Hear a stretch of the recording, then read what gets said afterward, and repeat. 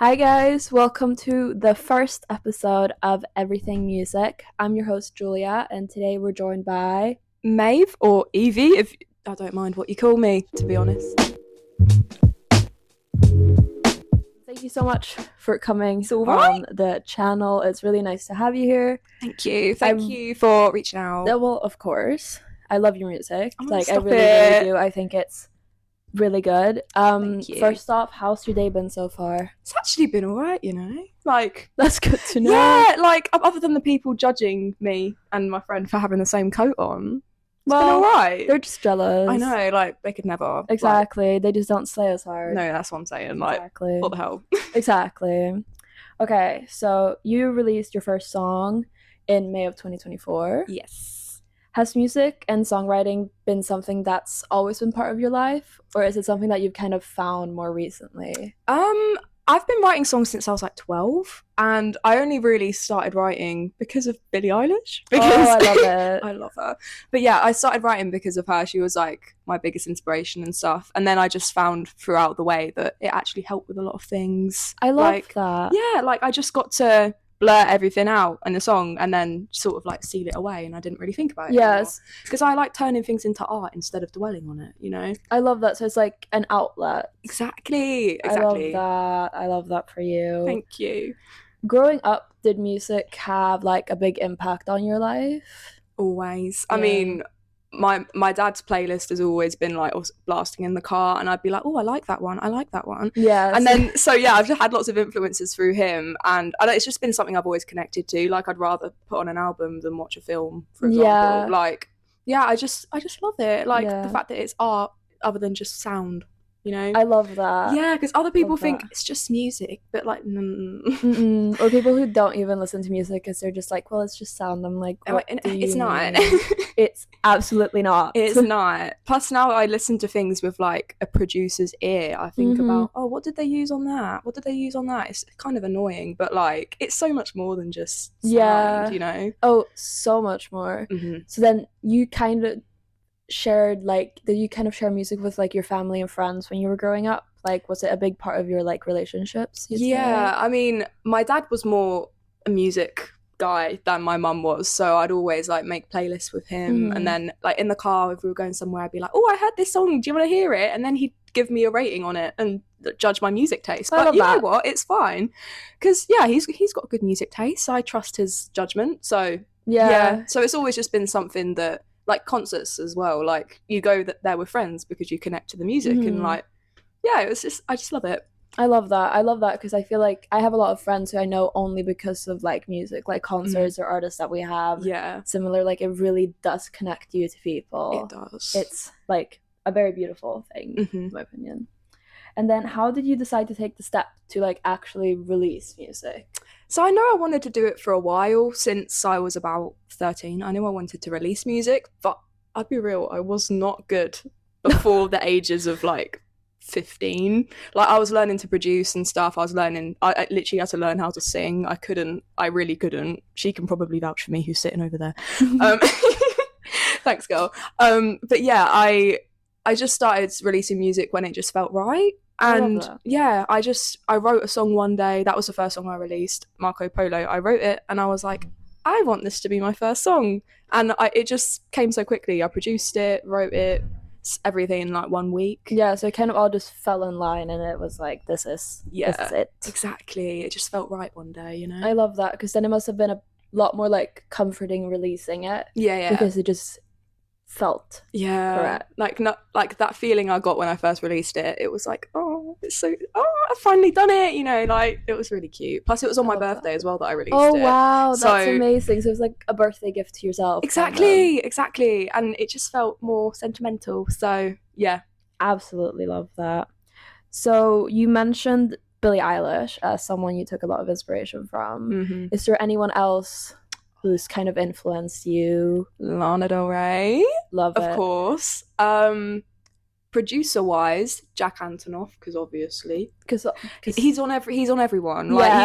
He's produced everyone. There's also Phineas, Billy's older brother. Of course, he's the one who made me start producing music. So I love that. Yeah, it's very cool that you produce by yourself, because like I've seen people doing all the music production stuff, and I've just been like, no. Yeah, I remember when I first looked it up, I was like, how am I going to learn all of this? But then it just sort of just became natural. Like, there's still so much to learn. Like, I don't think you can ever fully learn everything about it. But that's what's fun about it. Yeah, I think maybe that's part of the beauty of it, is that like everyone learns the different things, and then you kind of create your own sound based of that. Like, you're never gonna master it, but I think that's like part of it in a way. Exactly. Yeah, it's just like a really fun thing to do. So I just love doing it. Love that. When you started writing songs, did this stem from like any other type of writing, or was it like you knew it was songwriting that you wanted to do? I mean, I've always sort of been a writer. I remember writing just books, like really stupid books, when I was like 5, and then I've always just been an English gal instead of like a maths gal, you know, like English smart. But yeah, I used to write poems and stuff. I used to write short stories. I'd never finished any of them, but I tried. Yeah, and then songwriting just came a bit later in life. And yeah, I think it's my favorite form of it, just because I don't know. Yeah, I like the melodies as well. Like, you know. Yeah, there's a lot of different aspects to it. Yeah, exactly. Like, yeah, I just love it. Yeah, I used to write songs when I was like 8 years old. They were Oh, you should perform one. Absolutely not. Absolutely not. I can produce it for you. Okay, yes, let's do it. Yes, we will. So I know that like different artists all have their own ways of like songwriting. For example, I know that Lucy Dacus, who's one of my favorites, she kind of tends to like take down small bits of stuff that like inspires her, or like lyrics that come to her head like throughout her life, and then piece it together later. How does it look for you? Like, is it like in a session, or is it as you go by in life? I think it really depends, because like I always hear melodies and stuff in my head, and then sometimes like if I'm just sleeping, I record a voice memo and I'm like, I need to get this now. Like, I just like hum the melody or something, and then I start like sometimes I write a song all in one, and then sometimes it takes a while. Sometimes I produce it first and then write lyrics over the top of it. I don't know. But like for example, actually, there was a song that I released last year that I deleted called To My Collarbone, and I heard it in my head before I wrote it or produced it. It was really weird, and I was like, I need to produce it. So I did, and then it was questionably mixed, so I deleted it. So I will I will be getting it back up at some point. But yeah, I just hear it in my head. It's quite weird, but that's so cool. Thank you. That's like actually so cool. I wish I had something like that. But no. So when you write, do you draw mainly from your own experiences, or is it other people, or is it like things you see in the media, or how? It really depends. I mean, I write more about my own experiences and my own emotions and stuff, but sometimes I find myself like dipping into a hypothetical situation that I'd write about, or someone else's situation, or I don't know, I've written a song about the problems in the world. I don't know, it's just like a lot of different things, but mostly it is about my own experience, because obviously I use it as an outlet for things that happen in life, so naturally it will just be mostly my experience that I turn into a song. So yeah. So how does it feel then, like using it as an outlet and then putting it out into the world? Because that's quite a vulnerable thing to do, and it's a pretty brave thing to do, in my opinion. Is that like a scary process? It can be, definitely. Like whilst I've been producing stuff in the past that I'm like, oh, I want to put this out next, I'm like, do I really want to though? Because obviously I write songs about people, and like if the person that I wrote that about heard it and knows that it's about them, you know, I like there was one that I released a few months ago called Use Me. Yeah. I wrote that about multiple people, and I did exaggerate it a bit in the song, because like it's art, like at the end of the day. So, and it's not to be taken literally, but some people won't think that. Yeah. So it is like it is sort of a battle in my head, like, do I want to do this? Do I not? But then at the end of the day, like, it's still art. Like, it's still art, exactly. Like, exactly. Some people have put out stuff that's worse, you know, like, do you get me? Definitely, like, definitely. Yeah. And then also like showing your vulnerable side, like if you just fully crash out during a song or something, then you'd have that, everyone can hear like what you've been through and stuff. But at the end of the day, it just makes people feel less alone. That's what it's about, really. Like if you write a sad song, it can connect to someone, and then they can feel less bad about their own life. yeah, there's a lot of different purposes to music. So Yeah. Would you say that's like one of your like aims with music is like putting out stuff that people can relate to and like see themselves in to feel more heard? yeah, like it's.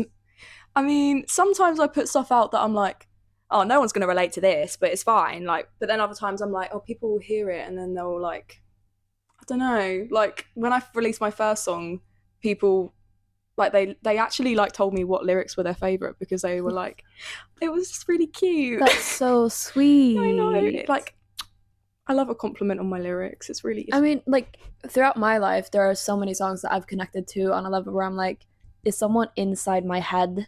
Because this is like, it's literally like my life No, on paper, literally. but written by someone else. So Right. I think that like people are always going to be able to connect to stuff. And it's so nice when you hear someone else going through what you've been through. Yeah. Because Exactly. it's a lonely world. It What can I is. say? It Like, is. what would you say, like, when you listen to music, what makes a 10 out of 10 song?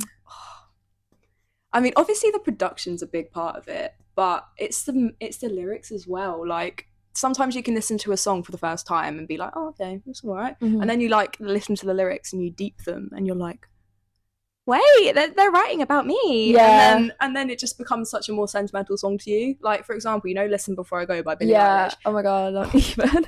When I first heard it, I was like, okay, it's a bit slow. Okay.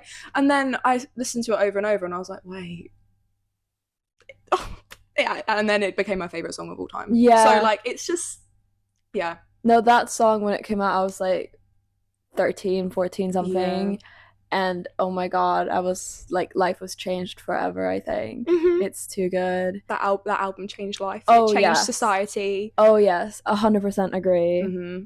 So when you first started recording, how did that look for you? Like, what was your setup like at the start? I literally just record in my room. Like, well, at the very start, I was on my little iPhone 6 on GarageBand. Oh, I love that. And then I had a little microphone that, it was sort of like this, to be honest. Like, it was just a little one. I'd sing into it. Obviously, couldn't sing, so it didn't sound great either way.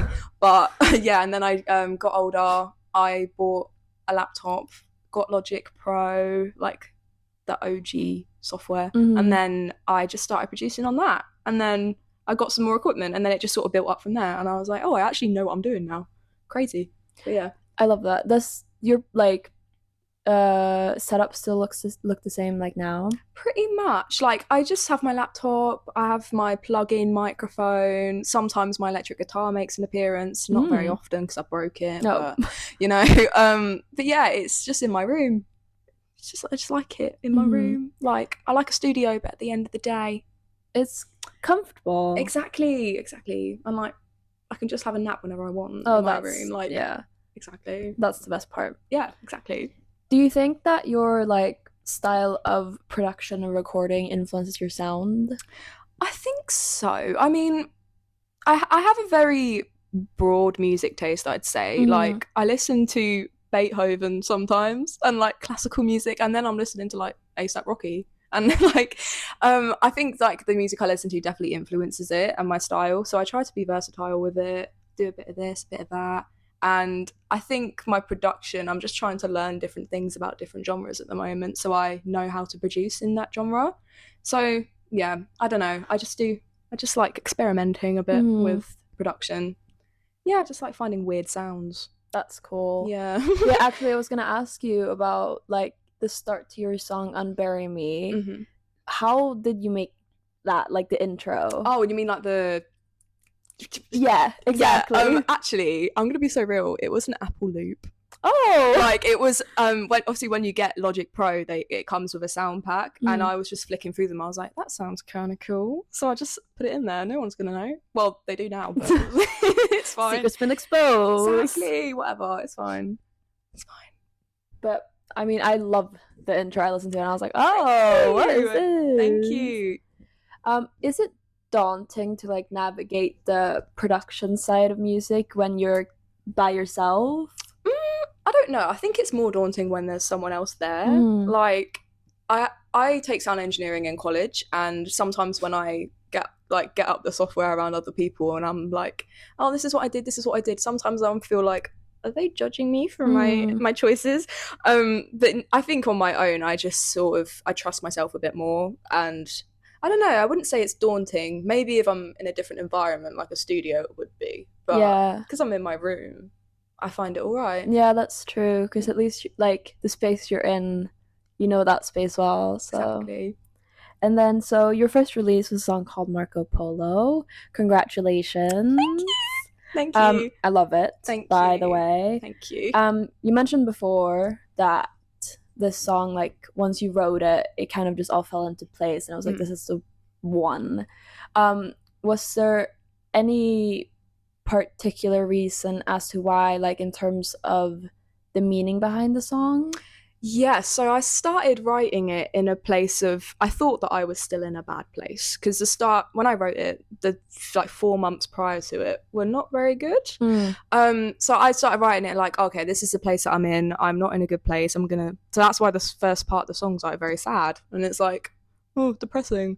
But then I just reached a point when I was writing it where I was like, I don't really feel like that anymore, and I realized I'd sort of started healing from what had happened, and that's why the song means so much to me because it sort of kick-started like a, a better time in my life. Like I just realized, oh, it doesn't really affect me too much anymore. I was just dwelling on the emotions because I think it brought me a bit of comfort, and then the song makes a switch and then it's more optimistic and it's about feeling better from what someone did to you. And yeah, it was very That's so meaningful song to me. beautiful. Thank you. And especially when you've said that, like, songwriting is like an outlet for you, because then you can Mm-hmm. actually genuinely feel like it Yeah. helps. That's so amazing. Thank you. And then you've said that it's like a letter to your younger self. Mm-hmm. What message are you trying to, like, give to your younger self? That no matter what you go through, there's going to be bad times in life. You can't stop it, but it's not about what happens to you, it's about how you react to it. And it's like you can't stop everything from happening. You're just going to have to learn from it. And I think I reached a point in maturing when after the last thing that happened before I wrote the song happened, that was sort of like a switch in my brain, and I was like, if anything else bad happens, I know I'll be fine because I just went through that and it will be okay. And I just wanted to tell that to my younger self because, it's not been the best. But, yeah. Yeah. It was a cute little letter. Yeah, I love that. Is that like a message you're trying to, like, relay then to the people who are listening to the song?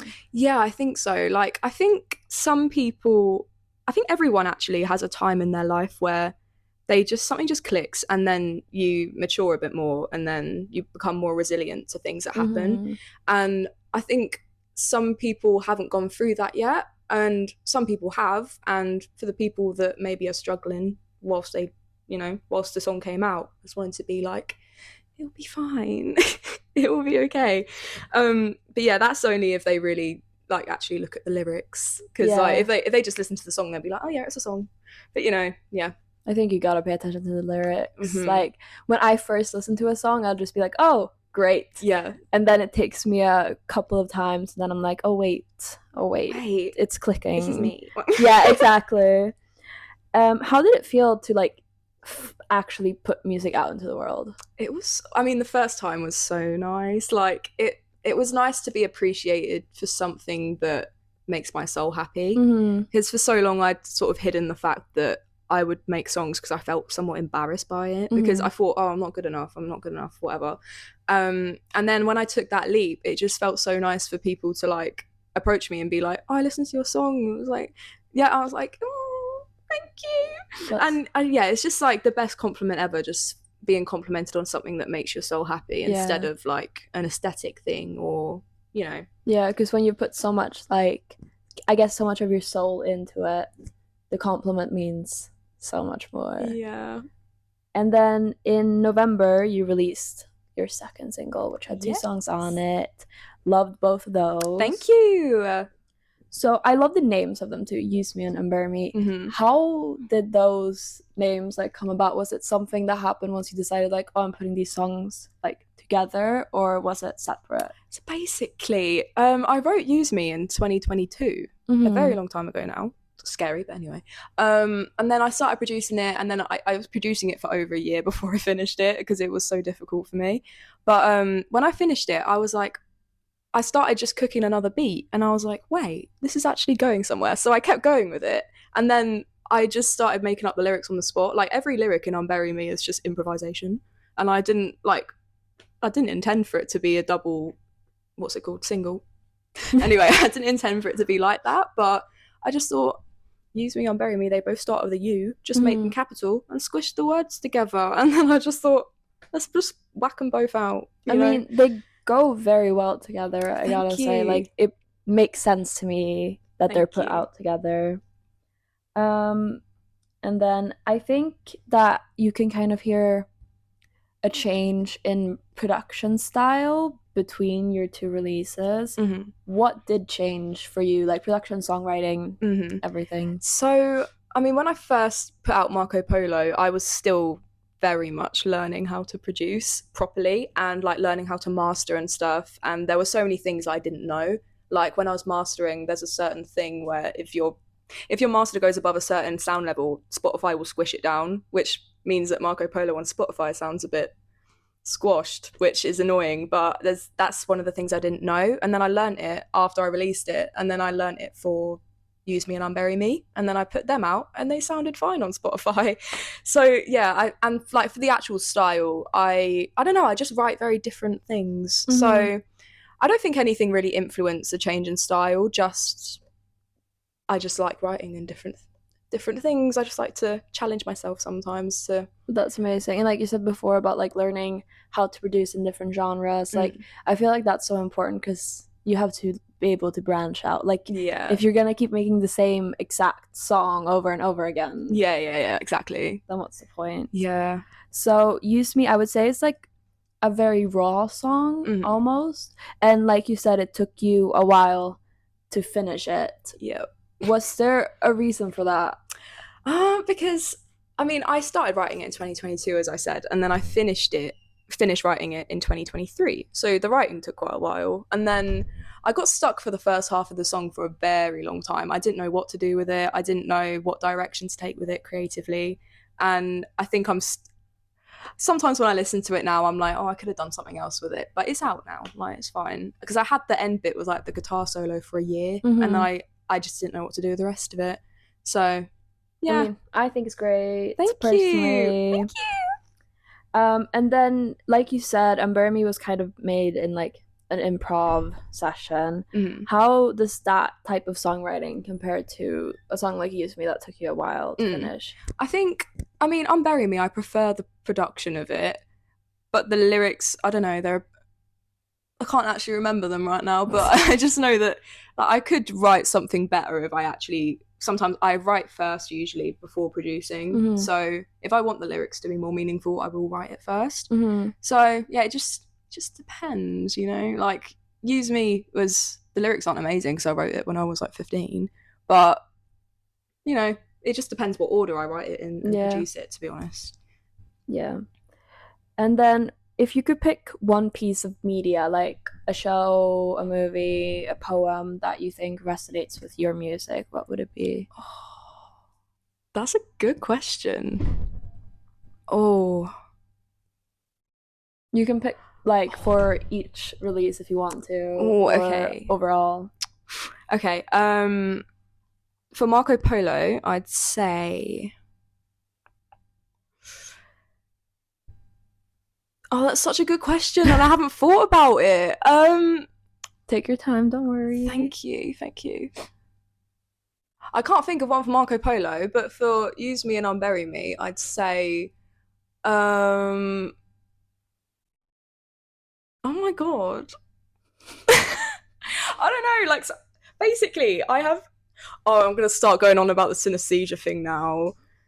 Okay, so basically I have this thing called synesthesia where I see names as like an object, and I see colours to a song as well.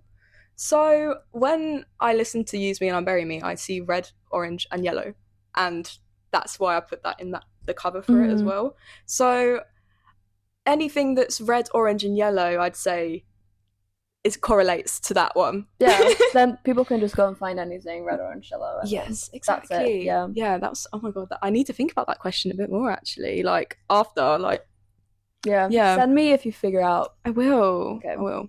So your next release is comes out tomorrow, Yeah. which it will be out by the time this is out because I won't be able to edit that fast. That's fine. And then it's called Love Me Like a Sonnet. Yes. And you've said that it's going to be the first release of your EP. So that's all very exciting. Yeah. And so you said that this song is going to be a bit more like sad girl music. Yeah. How did you, because I think your last release, although emotional, it's not necessarily like sad girl music. Yeah. How did you transition into this style? I think it was just like I wrote the song "Love Me Like a Sonnet" a few weeks ago, actually. Oh wow! And yeah, it came quite quickly. And that song just came from, I don't know, I just was a bit down, you know. So I just wrote about what was on my mind, and so it's a slower song just because like that's just my emotions at that time when I wrote it. So yeah, it's just a sad song. Well, not really. It's like, I don't know. I mean, it'll be out by the time that this is up. So it's about wanting to be loved the way that you love. So like, you know, when people say, "Oh, to be loved by a poet" or something. Yeah. It's like that sort of like, because in nowadays society, dating is not easy. Yeah. Like, especially with men. Yeah. Like, you know, you want to be loved in a true way, and you don't really get that a lot nowadays. Yeah, I think like dating culture is not exactly, I don't think most people are actually looking for like love all the time. Exactly. And that's what it's really about, to be honest. Like, yeah, it was just a little sad song that got me through that little blip in my life, and then now I'm just putting it out. I love that. I'm really excited to hear it. Thank you. And then do you have like a favorite sad girl musician? Oh, either Clairo. Oh, love Clairo. Oh my god. Or, I mean, everyone's got to love Olivia Rodrigo. She's just so real with her songwriting. Yeah, I like Sour changed my life when I was 15. Oh my gosh, it was I had monumental. no reason to relate to it whatsoever. I had no like romantic experiences, and yet I was like, wow, my life in an album. Literally, like, and when Guts came out as well, when I first heard The Grudge, you know, that one, I was like, that is literally word for word, like, and it just, but love them too. Yeah, I saw Olivia Rodrigo last year live, and I like hadn't listened to her music for a while. I went to the concert, and I was like, I needed this. Yes. I needed this to feel like 15-year-old me so bad. And then, is there anything else like exciting or upcoming that you can share? Oh, okay. So, I mean, obviously, I've just announced an EP. That was quite a last minute decision because I did have an album in the works. Oh. And I did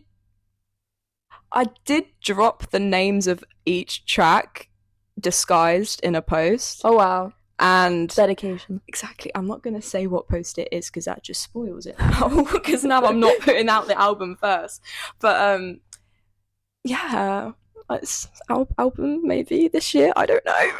I hope. My god, exciting. Thank you. Yeah, the album's like a different vibe to the EP though, because like the album felt more, I can't explain it, like sort of angry vibes, but then the EP's more like sad girl vibes, and I didn't think they went together, so I was like, I separated some of the songs and I just put them in an EP and then them in an album, and I was like, that will do. Yeah, that will do. I mean, for me, like, I just kind of tend to classify EPs as more like emotional, sad, slow, and then albums as like angry, powerful. Yeah. Like maybe that's just my mentality around it. But that's how I separate the two of them. Oh yeah, I get you.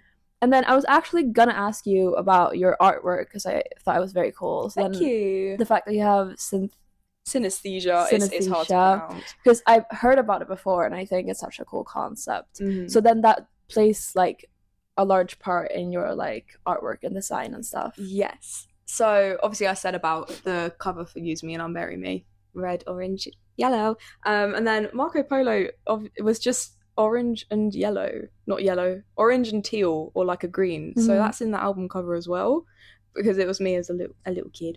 But yeah, I just see colours a lot. It's a bit weird, so I forgot the question. Like, how does that, so that incorporates into your artwork? Oh yeah, 100%. Like, I'll just get a vision of it in my head and I just try to replicate it as much as That's possible. so cool. Like, I've heard about this before, and I think it's like one of the coolest things ever. Thank you. Yeah, it is. It's fun. It Yeah, is. I can imagine. Yeah, like when I hear songs, I hear colors. Well, I pretty much do. So yeah, I love that. So it's then fun. you make your own artwork. Yeah, I don't want to pay someone to do it for me. I mean, you do a great job. Thank So, you. Thank you. and since you kind of see the vision for it, I guess it would be hard to get someone else to Yeah, replicate that exactly. fully. That's the thing with like I was considering getting someone to like mix and master my song like a few months ago, and I was like, wait, no, because they don't know what I actually want, and they're like, Yeah, I don't know, I'm just very specific about what I see and what I want things to look like and sound like in my head, and yeah. you know, And I guess the only way you can fully get that is if you do it yourself. yeah, In the end, it's a lot of effort, but like it's worth it. So yeah, that's so cool. So then you essentially kind of do everything yourself.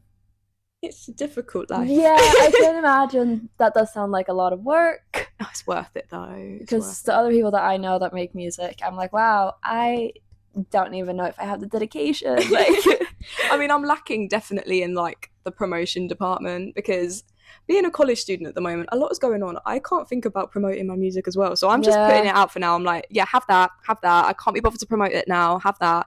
I mean, that's an achievement in itself. Exactly. Just putting it out there. Thank you. Yeah, I'll get there someday. Yeah. I'll start promoting it someday, just not today. Like, all these songs are gonna be the ones that, like, in the future, your fans are like, oh, but you don't know Marco Polo. Like, no, you guys don't get it like I do. You weren't there from the start. Exactly. So you're just kind of creating a great thing for your fans. Like, yeah, they have some like hidden songs that they can hold on to in the future. Exactly. So then, other than music, do you have any other like creative passions? Oh, I mean, I recently picked up a hobby for painting. Oh, didn't know that I had it because I just started painting. I was like, wait, why is it actually like not looking bad? And then I just started painting more, and then I was like, wait, that's so cool. And yeah, that was really fun because I'd never been a painter before. What other hobbies do I have? I mean, I used to do ballet, but I stopped for GCSEs and I never went back. Yeah, fine. I did dance as a child and then I stopped. Yeah, and I was like, no. Yeah, I mean, I still got my point shoes. I still do it sometimes, but like, haven't got the facilities to ballet do it really. Is brutal. Oh, don't get me started on it. My calves were so nice though when I did ballet. It was my legs were lovely. Yeah, but yeah, that's why I want to get back into it because you know. But yeah, other than that, hobbies. I don't know. I mean, painting is really cool. Yeah, thank you. I like it. That's another thing that I just like I can't do. I used to try, like, when I was young and I was experimenting with like different creative stuff, and I tried painting and I had a vision in my head and I was like, oh yes, it's gonna be so sick.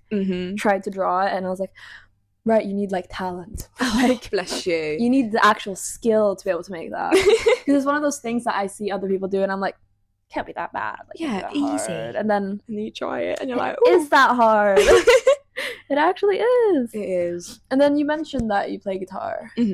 That's cool. Thank you. Yeah, I started that in 2020. And funny story, yeah. So before 2020, I wanted to learn guitar, but my sister wouldn't let me because she wanted to gatekeep it. She was like, I play the guitar, you play the piano, we're keeping it at that. I was like, okay.